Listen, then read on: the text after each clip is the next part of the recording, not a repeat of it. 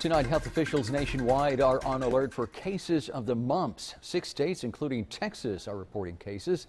Some of those patients visited South Padre Island during spring break. Channel 5's Ana Anguiano is tracking the cases. She's live in her studio.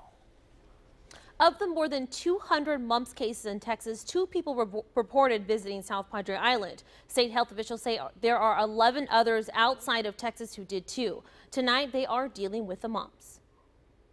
Thousands of people flock to South Padre Island every year for spring break. This year, 13 of those spring breakers returned home with the mumps. There's reports from multiple states about people who visited South Padre Island middle towards the end of March during spring break. 6 states, including Texas, are reporting patients with the virus, 13 cases in all. Right now, it's really about surveilling for other cases. Dr. James Castillo, Cameron County Health Authority, says the mumps patients who visited the island were there between March 8th and March 22nd. Right now, we're really asking health providers to be on the lookout.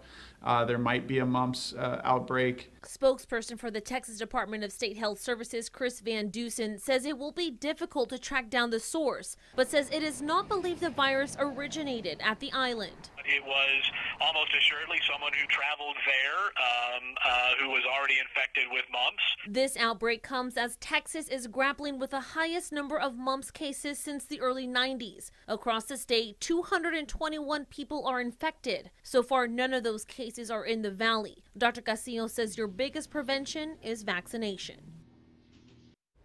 Dr. Castillo says mumps is spread through close contact, respiratory secretions, sneezing, or saliva. State health officials say there is no need to worry about the virus circulating around the island. Exposure can take place anywhere.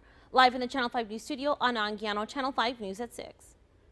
The symptoms of the mumps include fever, muscle aches, fatigue, and tenderness. This is a Channel 5 News Extra. And one of the virus's main symptoms is swelling or tenderness of the salivary glands.